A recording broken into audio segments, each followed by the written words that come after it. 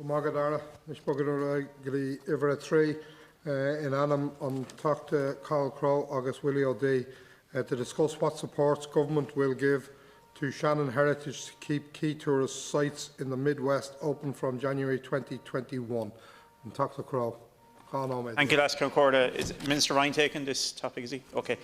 Thank you, Minister, for taking this very important topical issue tonight. I'll be sharing speaking time on this topic with my colleague, Willie O'D. Bunratty Castle in my constituency of Clare is almost 600 years old, and King John's Castle in the neighbouring Limerick city constituency is almost 800 years old. These castles have withstood sieges, burnings and many battles waged outside their walls over the years. Despite their physical bulk and durability, these castles and the beautiful folk park that adjoins Bunratty Castle have, like many sectors of our economy, not got the resilience to withstand the ravages of COVID. Management of the Shannon Group, who run these sites vis-à-vis the Shannon Heritage Company, plan to close these sites early in January. They cite a massive downturn in international tourism, continuous loss-making since the onset of COVID, and the inability of government to underwrite the operational losses of a semi-state commercial company as being the key reasons behind the imminent closure.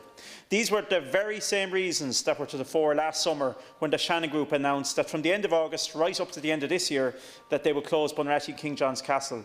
The intervention of government in late August thankfully subsidised the incremental losses of keeping both sites open. It averted closure and it saved job losses.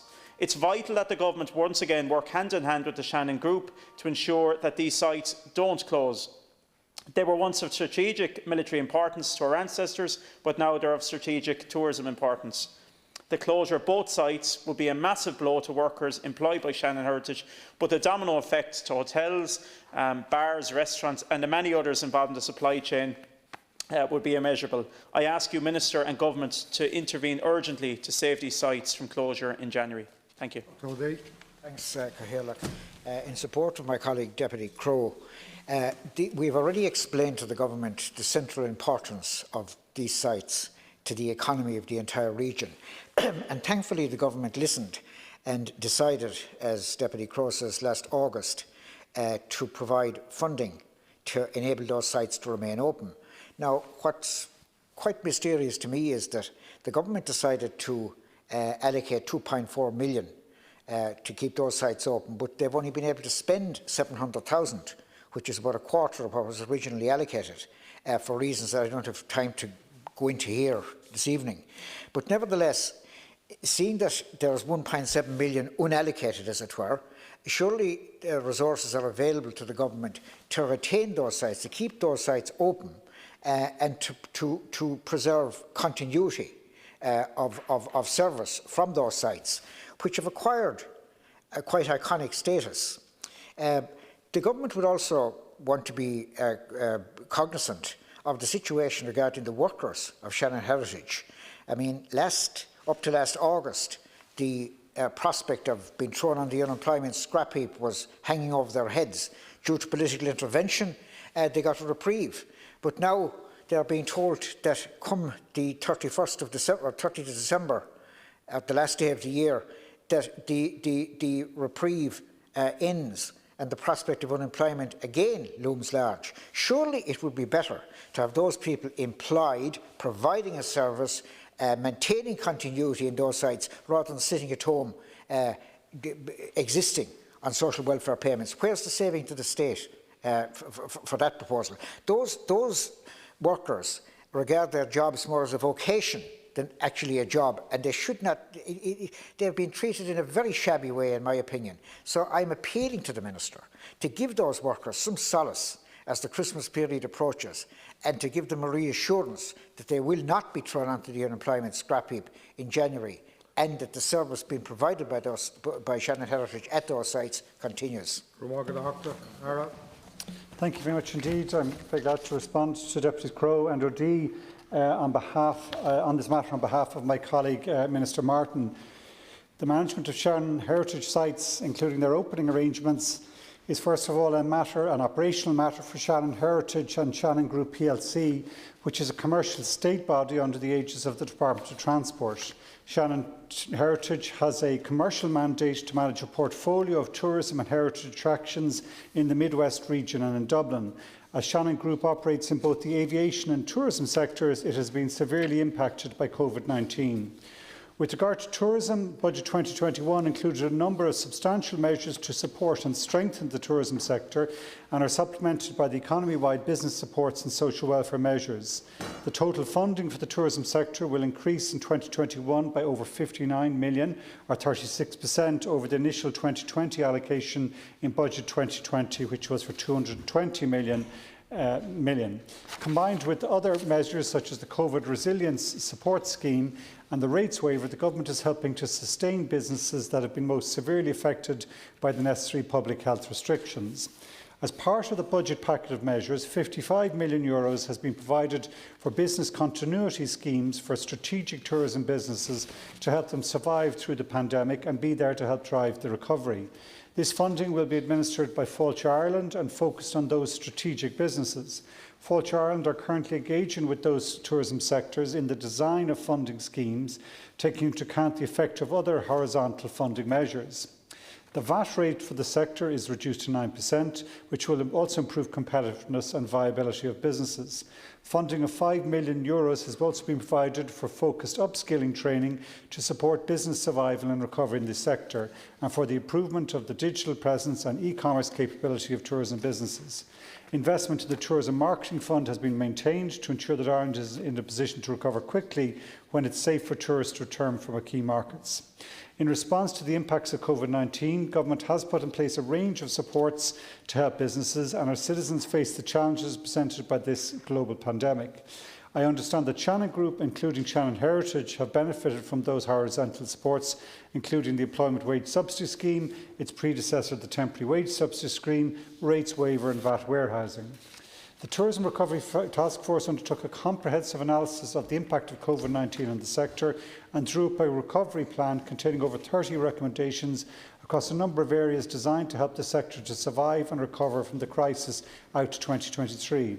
Its short-term recommendations informed the sector-specific measures adopted in the budget. To help inform our ongoing response to the pandemic, Minister Martin will shortly appoint an oversight group which will monitor the implementation of the recovery plan as well as the recovery of the tourism sector in general. In relation to Shannon Heritage specifically, a commitment was made by Minister of State Naughton to provide funding to ensure that the Bunratty Castle in Folk Park and King John's Castle, which were due to close at the end of August, could remain open to the end of 2020, subject to public health measures. It is open to Shannon Heritage to explore further the various supports measures now available to them. I would encourage them to liaise with Fáilte Ireland on what state supports might be available. Finally, I would like to thank the deputies for raising this important matter. The tourism industry in its entirety has been decimated by the COVID-19 crisis, and the sector will take longest to recover. Overcoming the challenges faced by the tourism industry as a whole will be instrumental in driving economic recovery, particularly in rural areas. Dr. Crowe, no matter what. Thank you, Minister. In the words of one of the Shannon Heritage employees I spoke to today, we want to work. They're hungry to work, Minister, and everything should be done to save jobs and keep the key heritage sites in the Midwest open. I'd like to know, would the Government offer a continuance of the supports they made available to Shannon Group and Shannon Heritage last August? I think your response suggests that that mechanism may be open once again. Or will the Government possibly consider applying to the European Union for a damages scheme for the heritage sector, so that specific ring-fence supports can be put in place for the likes of King John's Castle and Bunratty Castle in Clare? Furthermore, Minister, I ask that you might look at ways of funding the considerable conservation obligations that the Shannon Group have in maintaining at a high annual cost old castle buildings. The Shannon Group have advanced plans for a major capital project in Bunratty Folk Park costing €40 million, and it's hoped that state supports from Fáilte Ireland to the tune of approximately 75% of that will get them over the line. I hope that you and Government will do everything possible to ensure that this funding can be delivered. Finally, Minister, I want to conclude by saying that there will be life after COVID. I feel our country is about to turn a corner. Vaccines are imminent. The economy has been supported throughout these last few months. But for now, at a time when Bunratty Castle, King John's Castle and all the people working there and all the people in the supply chain, they need more than anything our support, and I ask that government would have their back. Thank you, Last Concordia. Thanks, Sir Cahill. Yeah, just in relation to the Minister's reply, I mean, we're basically in the same position now as we were in last August. Last August, the government were prepared to allocate 2.4 million to ensure the continuation of those sites. Only 700,000 has been drawn down, and this brings us up to Christmas. So, you know, what is the problem as regards allocating some more of that money now to keep those sites open from January after Christmas until it's intended to open them again, I think, in April?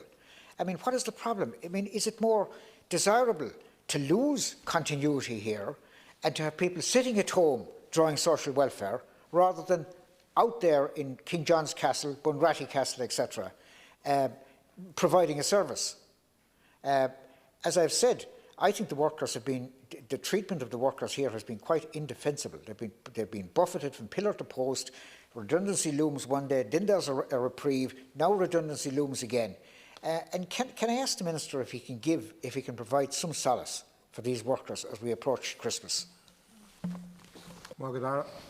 Thank you very much indeed. I hope I can. Firstly, I suppose the key solace is firstly that we get out of level 5, because in reality King John's Castle has been closed since level 3 was introduced, and Bunratty has some limited outdoor facilities, but it too had to close once level 5 came in. So that more than anything else has been a significant factor in the closure in recent months. We won't know what's happened until the new year, please God. What Deputy Crowe says is that we'll start to see our way out of this virus. That's the key first thing. In reading the response, I suppose I'm here on behalf of Minister Martin, but it does seem to me that that €55 million fund that Fáilte Ireland will be managing for specific key strategic tourism businesses, and I absolutely agree with the deputies on the importance of particularly these two sites for the regional tourism sector. That may well be the best avenue in terms of getting support funding for operations as we hopefully start to recover.